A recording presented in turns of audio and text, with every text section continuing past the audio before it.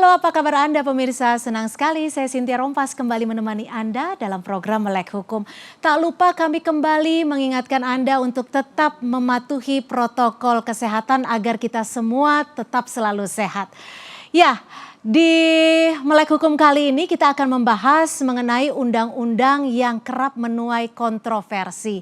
Undang-undang Informasi Elektronik atau Undang-undang ITE. Ada yang menilai sejumlah pasal multitafsir atau pasal karet yang dinilai memberatkan. Sempat juga direvisi tahun 2016, bahkan beberapa waktu lalu Presiden Jokowi juga mewacanakan agar Undang-Undang ITE ini kembali direvisi. Lantas urgent apa Undang-Undang ITE harus direvisi? Atau mungkin ada pasal-pasal yang dinilai pasal karet harus dihapus.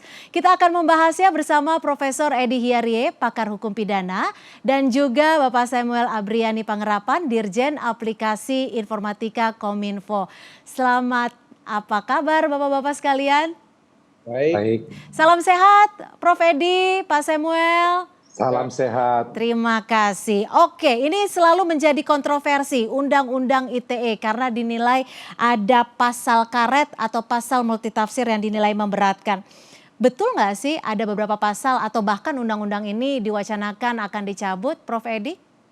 Ya, kalau ditanya apakah pasal itu multitafsir atau pasal itu pasal karet, jawabannya iya. Tapi ingin saya jelaskan dulu kepada publik apa tuh yang dimaksudkan dengan pasal karet itu atau apa yang dimaksudkan dengan pasal yang multitafsir. Bahwa suatu rumusan delik atau formulasi suatu kejahatan dalam undang-undang itu harus memenuhi prinsip yang namanya lex serta. Lex serta itu artinya harus jelas. Memang di dalam pasal 27, pasal 28, dan pasal 29 Undang-Undang Informasi dan Transaksi Elektronik itu terdapat ketidakjelasan. Ini membawa implikasi yang serius di dalam penegakan hukumnya karena kemudian penyidik di lapangan melakukan interpretasi sesuai dengan pemahaman masing-masing. Dan ini memang tidak bisa disalahkan karena memang pasal itu adalah pasal yang kabur, yang tidak jelas sehingga bisa ditafsirkan macam-macam. Kira-kira demikian Mbak Cynthia. Ya, kalau dari Kominfo sendiri seperti apa Pak Samuel? Apakah betul memang ada sejumlah pasal yang dinilai pasal karet justru merugikan masyarakat pada umumnya? Ya kalau dicabut mungkin kejauhan ya. Kalau dicabut kan memang ya nggak semua undang-undangnya. Karena kalau undang-undang ITE dicabut, aktivitas di ruang digital kita itu tidak sah, tidak ada kekuatan hukumnya. Justru undang-undang ITE itu memberikan kekuatan hukum aktivitas kita di ruang digital. Nah terkait pasal-pasal saya setuju. Sebenarnya kalau ada pasal-pasal seperti yang Prof Edi tadi katakan, sebenarnya norma-norma yang ditanamkan ditaruh di undang-undang ITE itu sebenarnya sudah ada juga di KUHP. Buat kami sih mau dilepas atau tidak itu tidak ada norma baru. Memang ada dua mazhab. Apakah aktivitas di ruang digital itu perlu undang-undang apa kejahatan yang dilakukan di ruang yang diatur di ruang fisik itu perlu juga diatur lagi. Sebenarnya tidak perlu karena ada pasalnya bahwa setiap kegiatan yang bisa dibuktikan secara sah itu menjadi barang bukti di pengadilan. Jadi tidak adanya pasal-pasal itu pun menurut kami tidak ada berpengaruh. Justru tidak berpengaruh ya ada pasal itu ataupun tidak. Prof Edi, pasal-pasal karet atau pasal multitafsir yang dinilai banyak pihak ini memberatkan sebenarnya berapa pasal sih Prof Edi? Hanya 3 pasal. 3 pasal? 3 pasal, tapi pasal-pasal itu pasal sapu jagat. Saya mau meneruskan apa yang tadi disampaikan oleh Pak Samuel, Pak Dirjen. Jadi benar yang dikatakan oleh Pak Dirjen, nggak mungkinlah semua pasal pidana dalam Undang-Undang ITE itu dicabut. Karena apa? Karena ada aktivitas yang menggunakan sarana teknologi informasi yang memang itu harus ada dasar hukumnya, harus ada payung hukumnya. Terkait pasal-pasal karet itu, ini kita mundur ke belakang ya, artinya interpretasi historis itu menjadi penting. sebetulnya apa yang diatur di dalam Undang-Undang Informasi dan Transaksi Elektronik itu kita kenal dengan istilah cybercrime atau kejahatan dunia maya. Istilah cybercrime ini sendiri di dalam konteks global itu baru dikenal tahun 1990. Jadi baru 31 tahun yang lalu dalam konvensi PBB mengenai kejahatan dan penegakan keadilan di Havana, Kuba. Waktu itu ada yang namanya istilah computer crime. Ya.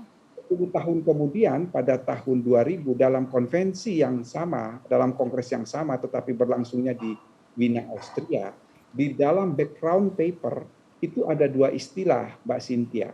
Yang satu yang dikenal dengan istilah cybercrime in a narrow sense, kejahatan dunia maya dalam arti sempit. Itu yang disebut dengan istilah computer crime, dan kejahatan dunia maya dalam arti luas yang disebut dengan istilah computer related crime. Yeah. Setelah Kongres PBB itu, Convention on Europe on Cybercrime ya, jadi Council of Europe melakukan Convention on Cybercrime di Budapest, Hongaria tahun 2001. Ini sebetulnya dia membahas kejahatan-kejahatan yang hanya terkait dengan perangkat dan jaringan komputer dan lain sebagainya. Ini sebetulnya yang kemudian mengilhami Undang-Undang Informasi dan Transaksi Elektronik yang mulai godok dari tahun 2006 sampai kemudian disahkan dengan Undang-Undang Nomor 11 tahun 2008. Nah, ini yang menjadi pertanyaan, Prof. Maaf saya salah. Ketika Undang-Undang Nomor 11 tahun 2008 pada awalnya lebih menyoroti terkait dengan transaksi elektronik. Tapi belakangan kan sekarang justru media sosialnya yang lebih disoroti. Sebetulnya kalau tidak diselam, saya mau menjelaskan itu. Oke, silakan, Prof. Dalam risalah pembentukan Undang-Undang Informasi dan Transaksi Elektronik, sebetulnya undang-undang itu hanya mengatur mengenai kejahatan semata-mata di dunia maya yang berkaitan dengan komputer sebagai tempat menyimpan data dan komputer sebagai sasaran kejahatan. Oleh karena itu, Undang-Undang Informasi dan Transaksi Elektronik, Undang-Undang Nomor 11 tahun 2008, itu mengadopsi 5 kata kunci yang dihasilkan oleh Convention on Cybercrime di Budapest, Hongaria. Apa 5 kata kunci itu? Yang pertama adalah illegal access, secara tanpa hak masuk pada suatu sistem atau jaringan komputer. Yang kedua yang kita kenal dengan istilah illegal interception. Yang ketiga namanya system interference. Yang keempat adalah data interference, dan yang kelima adalah misuse of devices. Nah, di dalam perkembangan ketika penghujung pembahasan Undang-Undang Informasi dan Transaksi Elektronik, ada perkembangan pemikiran bagaimana caranya menanggulangi kejahatan dunia maya ini yang sebetulnya merupakan kejahatan-kejahatan konvensional yang tadi dikatakan oleh Pak Dirjen, kejahatan-kejahatan yang ada dalam KUHP. Tetapi kemudian itu digunakan melalui sarana teknologi informasi. Maka disinilah masuk konteks pasal 27, pasal 28, dan pasal 29. Celakanya ketika pembuatan pasal 27, pasal 28, pasal 29 itu sangat general. Dia menjelaskan unsur pasal. Padahal yang ada di dalam pasal 27, pasal 28, pasal 29 itu tersebar di sekian banyak bab dan sekian banyak pasal di dalam KUHP. Itu hanya diperas, dikompres betul, masuk dalam 3 pasal. Disinilah dari multitafsirnya. Nah, multitafsir karena cakupannya terlalu luas, tapi Mbak Cynthia, saya kasih contoh konkret saja yang diributkan. Pasal 27 ayat 3, dilarang mentransmisikan bla bla bla bla bla, konten atau muatan pencemaran nama baik atau penghinaan.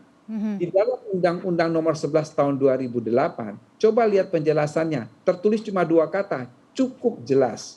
Ketika dirubah dengan Undang-Undang Nomor 2000 tahun Undang-Undang saya lupa nomor tahun 2016. Nomor 19 tahun 2016. Coba buka penjelasannya. Penjelasannya pada pasal 27 ayat 3 mengatakan yang dimaksudkan dengan pencemaran nama baik itu sebagaimana yang dimaksud dalam pasal 310 tentang menista dan fitnah pada pasal 311. Padahal nih ya, yang namanya belidihing, pencemaran nama baik atau penghinaan itu diatur dari pasal 310 sampai pasal 321. Jadi justru penjelasan Undang-Undang Nomor 19 tahun 2016 itu membuat tambah runyam. Karena apa?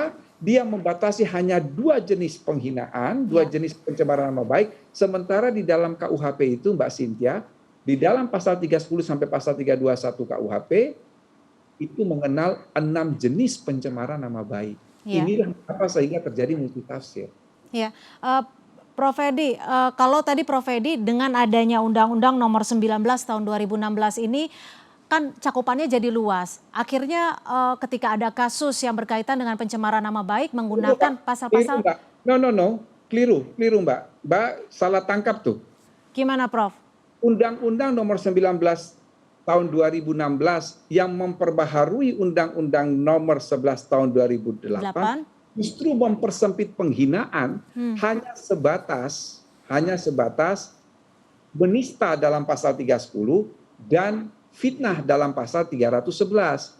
Padahal itu ada penghinaan ringan, pasal 315, ada pasal melapor secara memfitnah, 317, ada juga menuduh secara memfitnah, pasal 318.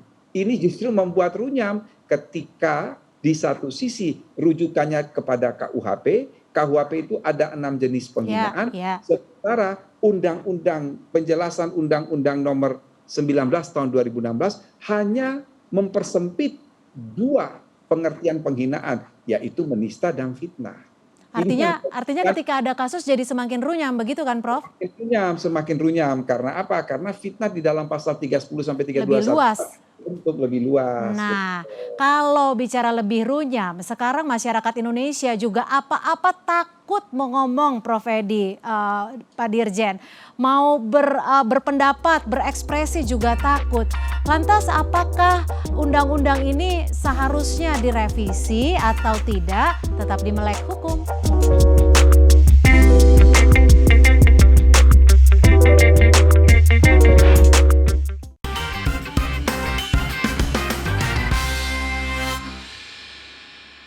Terima kasih Anda masih bersama kami di Melek Hukum. Semakin hangat ketika kita membahas mengenai Undang-Undang ITE. Karena saat ini masyarakat justru bisa dikatakan lebih takut berekspresi karena takut disangkakan pasal-pasal tertentu. Salah satunya adalah pencemaran nama baik. Mungkin kita ke Pak Dirjen. Pak Dirjen, kalau kita melihat sekarang ini ada kemerosotan berekspresi karena takut sama pasal di Undang-Undang ITE. Kalau Pak Dirjen melihatnya seperti apa? Saya sih nggak lihatnya perubahan karena melanggar aturan dengan kita berekspresi itu ada batasnya. Itu bagaimana kita memilih diksi, bagaimana kita mengungkapkannya. Jadi kalau menuduh orang itu kan fitnah itu harus ada nggak adanya di ITE itu tetap kena. Karena harus menuduh seseorang itu bisa ada implikasi hukumnya. Saya rasa tidak perlu berkhawatir kalau memang mengikuti tata kelola yang ada ya. Nah tapi tadi saya menindaklanjutin, saya setuju juga kalau memang itu dikembalikan ke KUHP, kami juga tidak keberatan. Malahan kalau emang mau direvisi, mohon izin Prof. Jadi saya kalau bisa ditambahin ada banyak kejahatan komputer. Nah ini harus dibedakan. Kejahatan menggunakan komputer sama kejahatan komputer. ITE harusnya memang fokus kepada kejahatan komputer seperti Prof. Edi katakan. Dan itu sudah mulai berkembang Prof. Perlu saya ditambahkan lagi. Kalau yang tadi sudah di KUHP atau ada di undang-undang lain, boleh aja sih. Karena toh sudah ada normanya di tempat lain. Iya, Pak Dirjen, saya sebenarnya sepakat dengan Pak Dirjen ketika mengatakan ketika kita berekspresi tidak dibatasi, tapi tergantung dengan diksi dan juga pemilihan kata-kata ketika kita mengucapkan di media sosial seumpamanya. Tapi masyarakat ini kan datang dari beragam lapisan masyarakat dengan tingkat pendidikan yang berbeda-beda. Ketika berbicara, berekspresi, tentunya ini kan ada beberapa diksinya rendah atau bisa dikatakan tidak begitu luas, tidak begitu banyak pemilihan katanya. Maksudnya tidak seperti itu, tapi dianggap menyalahi aturan karena pencemaran nama baik. Terus gimana dong?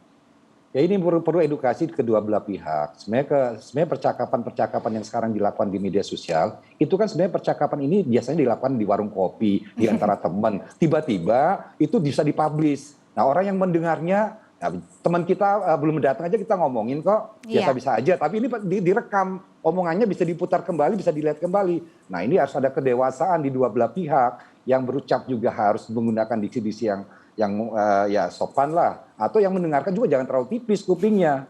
Itu sekarang pasal 27 itu bukan antara negara state dengan masyarakat loh, di antara masyarakat loh. Ini kalau nggak ada aturan itu juga nanti masalahnya bisa runyam juga. Bagaimana kalau ada terjadi sengketa di antara masyarakat, perlu kita aturannya. Tapi aturannya bagaimana, saya setuju dengan Prof. Edi, ya dibalikin aja ke KUHP.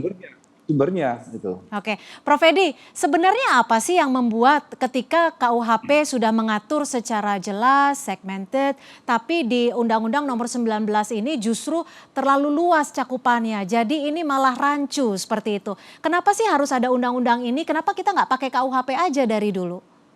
Ya begini, sebetulnya saya ada mau mengkomentari dua hal ya.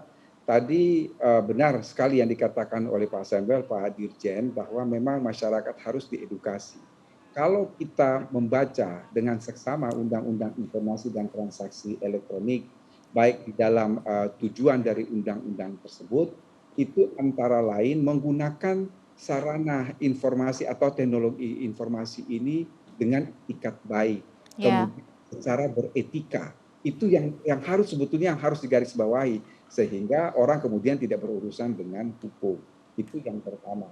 Yang kedua ya, di dalam konteks tadi kan kalau kita lihat kan pasal 27, pasal 28, pasal 29 itu banyak loh, banyak sekali konten dalam KUHP yang dimasukkan di situ. Saya kasih salah satu contoh konkret saja. Pasal 27 ayat 1. Bla bla bla bla bla yang bermuatan melanggar kesusilaan. Itu enggak ada penjelasan melanggar kesusilaan itu apa. Kalau kita merujuk kepada kitab Undang-Undang Hukum Pidana, pasal yang mengatur mengenai pelanggaran kesusilaan itu ada dalam bab yang judulnya kejahatan terhadap kesusilaan. Itu dimulai dari pasal 282 sampai pasal 303 KUHP. Itu kan banyak.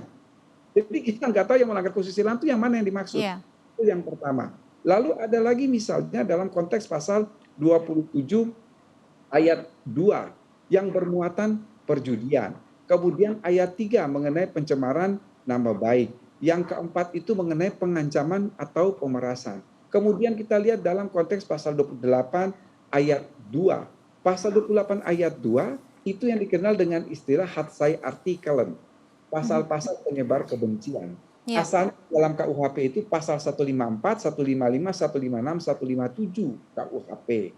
Celakanya begini Mbak, hatsai artikelen atau pasal-pasal penyebar kebencian itu ada yang sudah dibatalkan oleh Mahkamah Konstitusi. Padahal Undang-Undang ITE ini ketika berbicara mengenai hatsai artikelen merujuknya kepada Kitab Undang-Undang Hukum Pidana.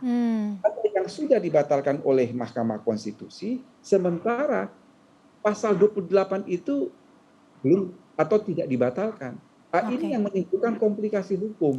Artinya apakah pasal-pasal bermasalah ini, pasal 27, 28, kesusilaan, penghinaan, kebencian perlu dicabut, Prof?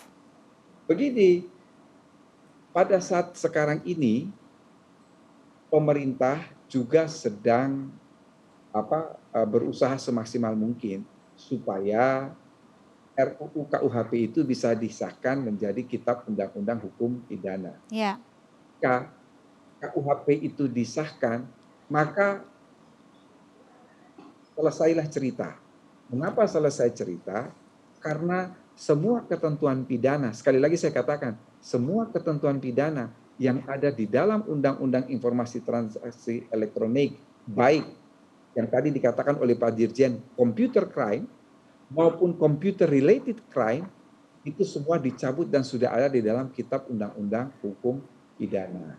Dan itu tidak akan terjadi disparitas pidana.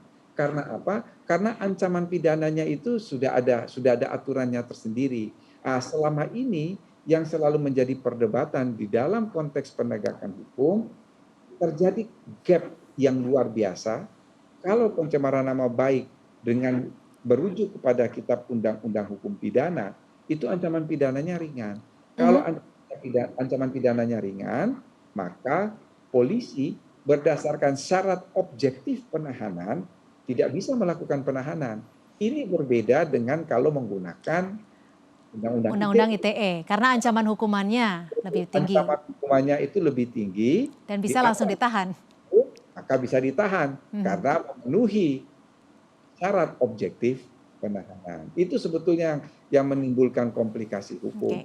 Tapi apapun Mbak Cynthia, yang ingin saya katakan dan harus digarisbawahi bahwa amanat Bapak Presiden dalam rapat pimpinan TNI Polri tanggal 15 Februari 2021 itu ada dua hal loh Mbak. Ada dua hal. Yang pertama, beliau katakan polisi harus selektif dalam mengungkapkan kasus-kasus yang berkaitan dengan Undang-Undang ITE. Yang kedua, beliau katakan bahwa pasal-pasal yang multitafsir itu beliau akan mengajak DPR untuk merevisi. Jadi sebetulnya kita merevisi undang-undang atau membuat undang-undang itu kan tidak semudah membalikan telapak tangan.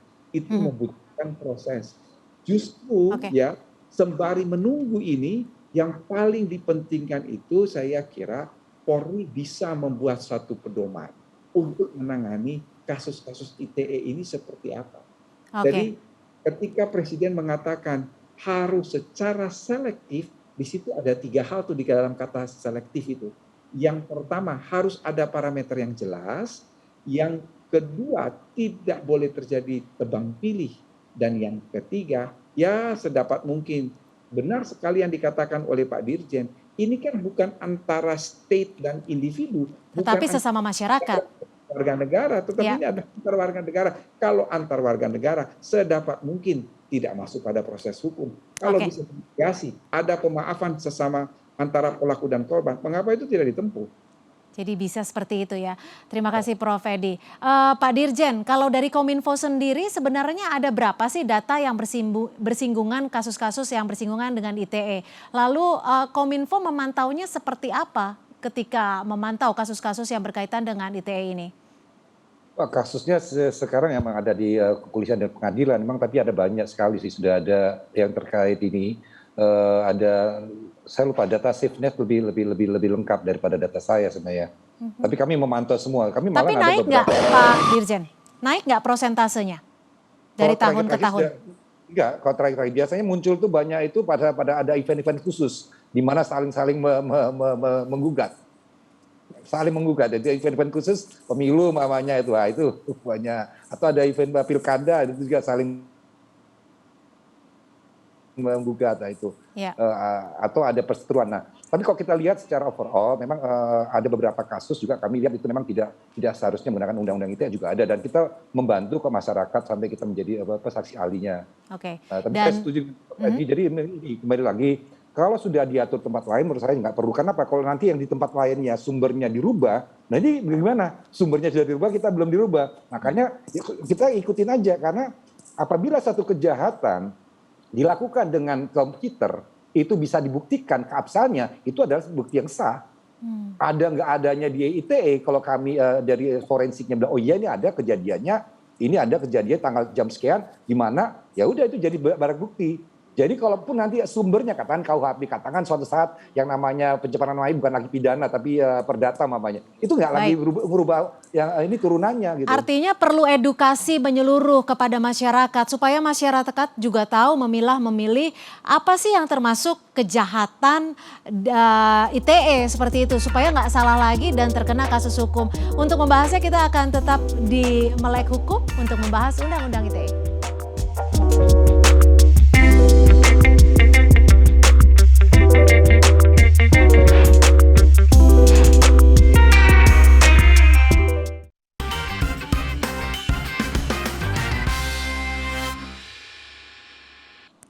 Terima kasih Anda masih bersama kami di Melek Hukum. Kita masih membahas mengenai pasal-pasal yang dinilai kontroversial di Undang-Undang ITE. Saya langsung akan ke Pak Dirjen. Pak Dirjen, kalau dari Kominfo sendiri sebenarnya ada tidak sih edukasi yang secara menyeluruh merata ke lapisan masyarakat agar benar-benar tahu nih dan bisa membedakan mana yang termasuk kejahatan ITE khususnya di pasal 27 dan 28 dan 29 ini?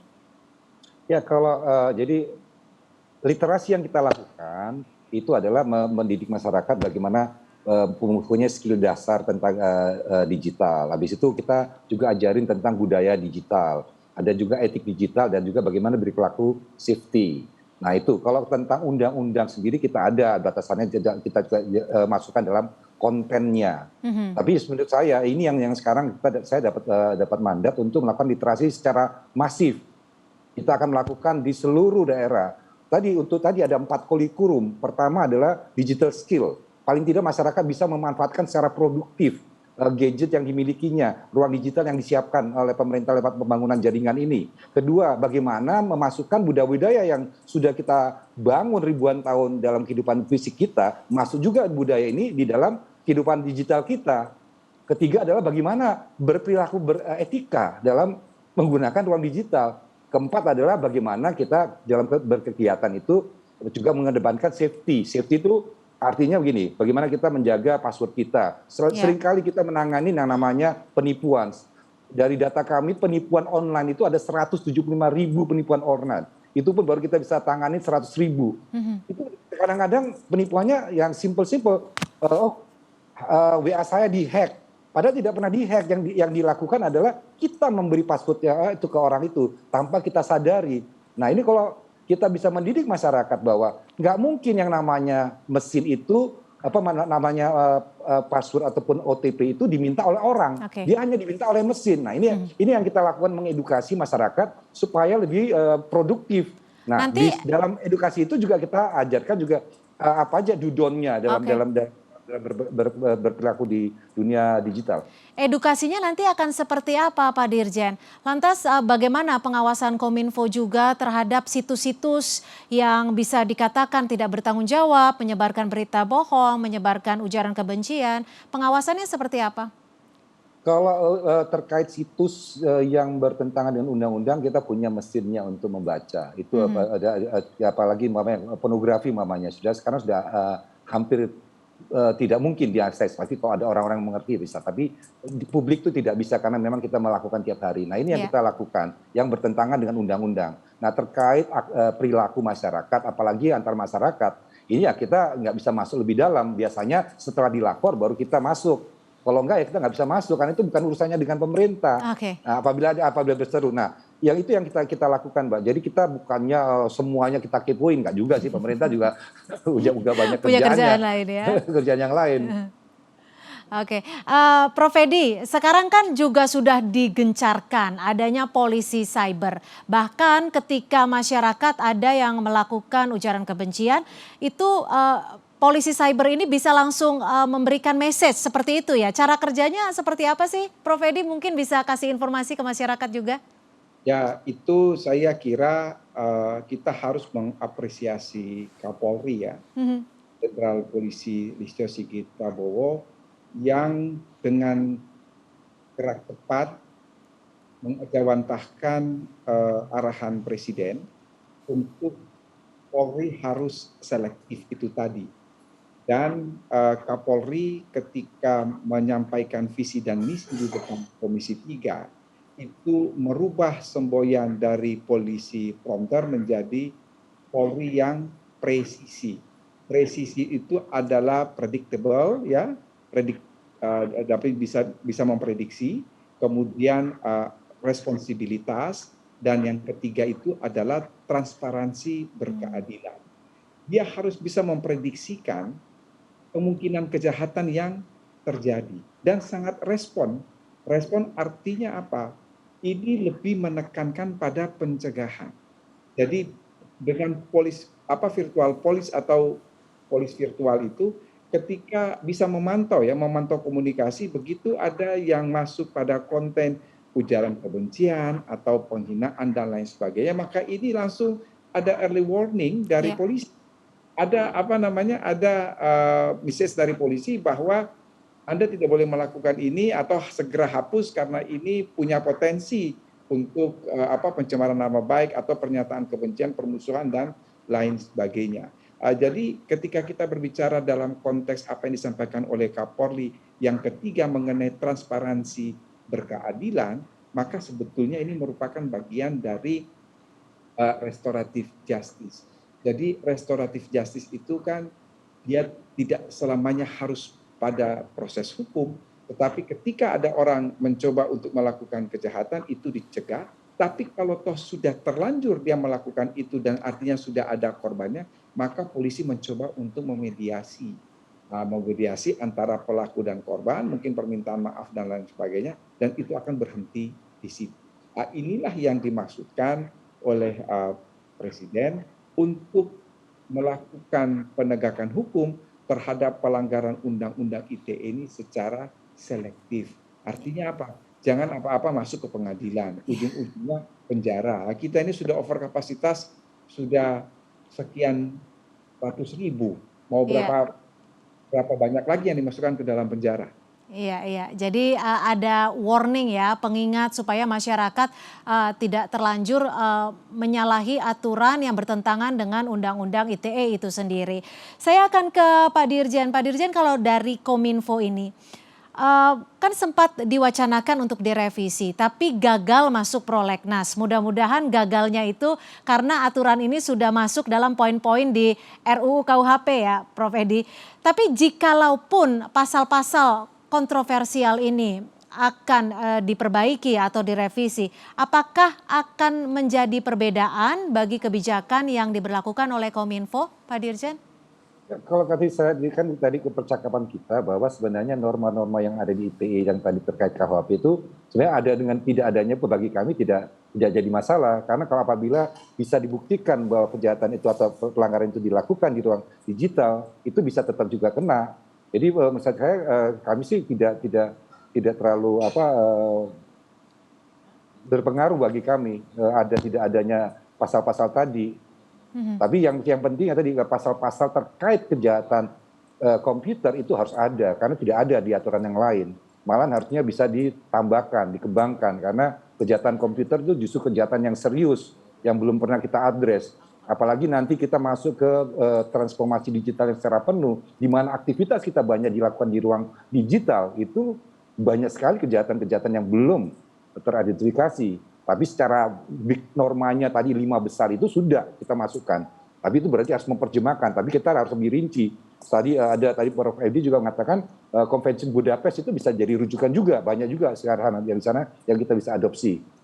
Jadi terkait yang tadi pasal-pasal yang sudah ada di undang-undang lain termasuk KUHP, bagi kami tidak ada masalah mau dicabut atau tidak. Tapi kita butuh waktu untuk dicabut seperti Pak Prof. Edi. Untuk itu perlu kita juga ada 2 track di Kominfo sesuai dengan arahannya dari Kemenko Polhukam. Track yang untuk merevisi, tapi track juga untuk melakukan pedoman, membuat pedoman. Bagaimana pelaksanaannya. Jadi dua-duanya, jangka pendeknya ada pedoman, jangka menengahnya, saya nggak ngomong jangka panjang, jangka menengahnya mungkin melihat secara komprehensif semuanya. Nanti bukan hanya yang ada kalau sudah ada di KUHP, sudah usah. Ada sudah di undang-undang lain, kita nggak usah lagi ngatur. Supaya nanti kalau ada perubahan di induknya, ini jangan lagi ketinggalan, nanti ada dua pasal nanti. Agar tidak terjadi tumpang tindih seperti itu ya Pak Samuel ya. Pak Samuel, tapi kalau dilihat dari data yang diterima Kominfo, ada berapa banyak sih kejahatan ITE itu? Apakah hanya kejahatan transaksi elektronik dibanding kejahatan ITE yang berkaitan dengan media sosial? Mana tingkat presentasinya yang lebih tinggi? Tapi akan kita bahas usai jeda di Melek Hukum.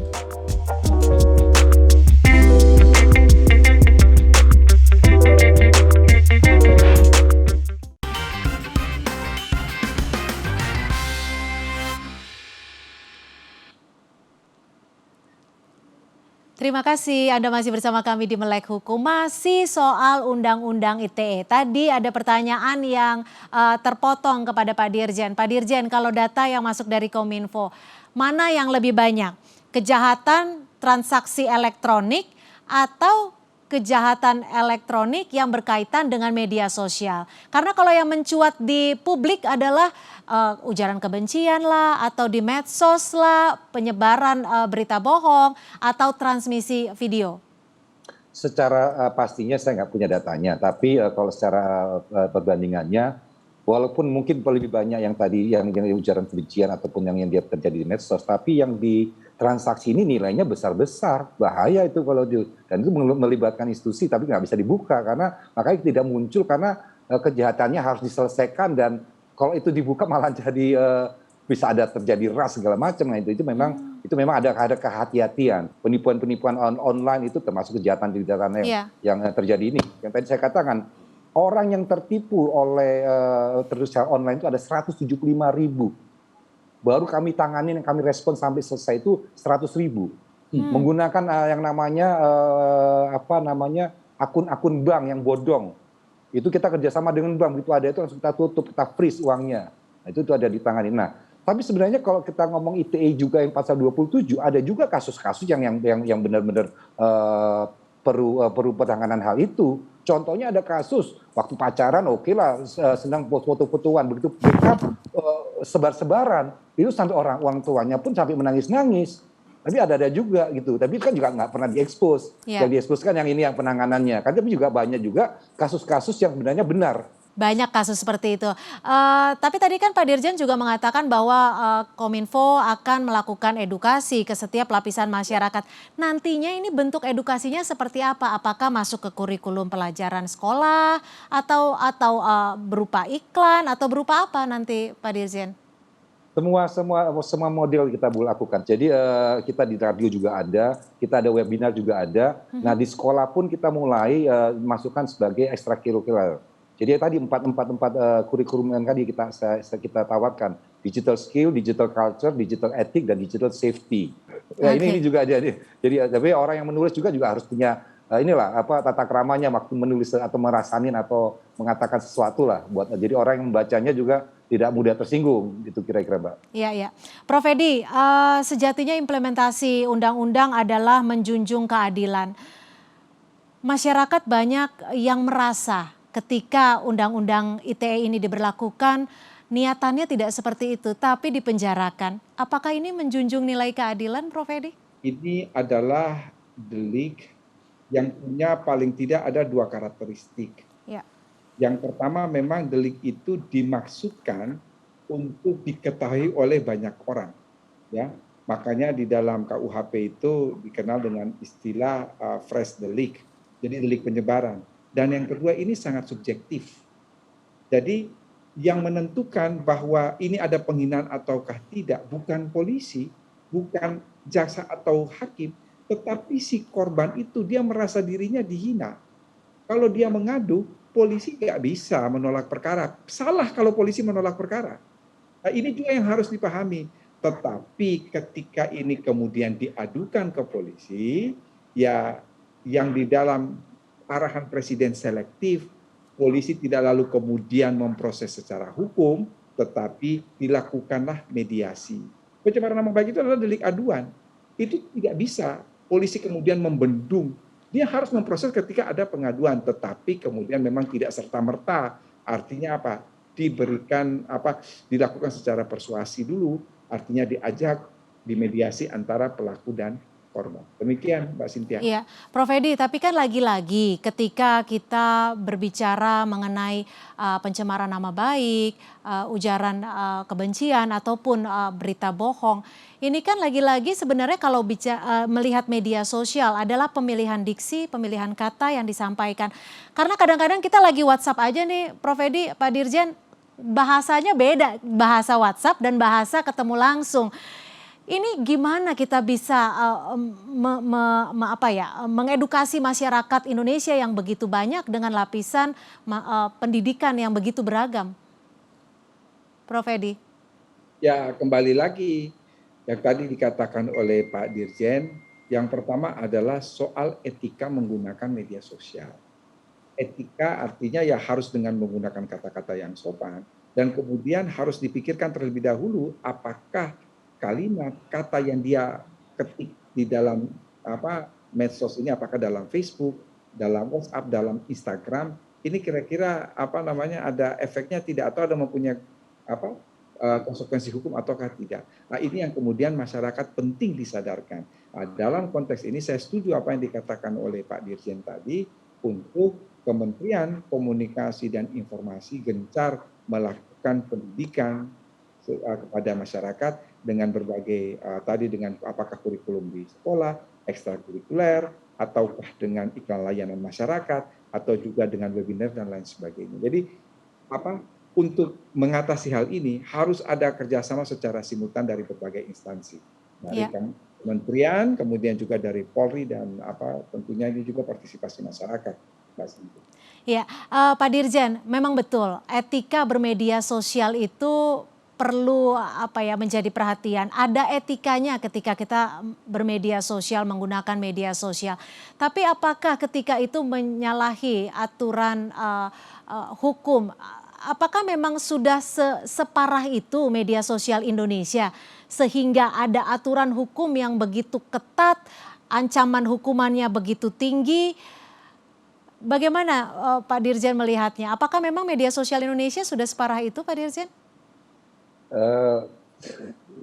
Bagaimana bilangnya? Tapi kalau kita lihat dari suatu studinya dari sebuah perusahaan teknologi, nah itu juga sebenarnya refleksi bahwa kita, kalau saya lihat hasil studinya, ya kalau itu benar ya berarti kita harus merefleksikan diri kita. Kalau itu salah ya menurut saya alhamdulillah itu berarti bukan kita.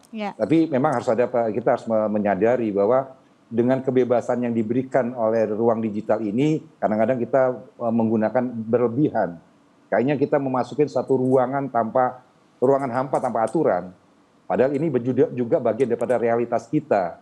Nah, inilah yang harus dipahami. Ini bukan, mungkin pemilihan diksi lagi yang salah. Dulu kita mengatakan ruang digitalnya adalah dunia maya. Nah, ini harus dirubah juga diksinya. Ini bukan ruang maya, ini ruang digital. Ini ruang digital menjadi bagian pada realitas kita. Ini adalah extended reality, atau menjadi realitas kita dalam kehidupan. Jadi apa yang kita lakukan di sini pun punya implikasi yang perlu kita pikirkan. Baik implikasi itu hukum atau ada orang yang tersinggung dan itu bisa terjadi gesekan. Adanya aturan itu untuk meredam jangan sampai terjadi gesekan. Nanti kalau dia nggak ada, terus tiba-tiba di kelompoknya. Artinya bisa dikatakan memang untuk melindungi masyarakat itu sendiri. Tapi bicara mengenai pelindungan itu sendiri, banyak loh Pak Dirjen akun-akun pornografi di media sosial. Beberapa media sosial banyak, bahkan filternya itu nggak ada. Apakah pemerintah punya program khusus ataupun tindakan khusus terkait dengan hal ini, Pak Dirjen? Nah, kalau kan biasanya mereka membuatkan link. Kalau linknya pasti sudah kita tutup. Nah, ini kita juga lagi program berikutnya adalah kita dengan adanya Permen 5 nomor 2020, kita kasihkan yang namanya tanggung jawab kepada platform. Jadi kalau platformnya, kalau saya nanti menemukan masih ada memuat konten-konten yang ada undang-undangnya, bertentangan dengan undang-undang Indonesia, mereka kita denda. Sama seperti yang dilakukan di beberapa negara seperti Jerman untuk ujaran kebencian, itu suruh platformnya untuk membersihkan. Ini sama halnya yang kita lakukan untuk contohnya tadi pornografi. Jadi kalau kita temukan dan dia tidak membersihkan, ya kita denda per kontennya. Dendanya apakah cukup besar agar hal itu tidak terjadi lagi? Kita lagi menyusun ini PP-nya, itu dendanya 500 juta per konten. Per konten, artinya cukup besar untuk supaya tidak dilakukan. Pak Dirjen, apakah betul pemerintah saat ini memilih untuk membentuk tim kajian pedoman penggunaan Undang-Undang ITE dan tim kajian revisi dibandingkan merevisi Undang-Undang ITE itu sendiri? Tidak, dua-duanya jalan bersama.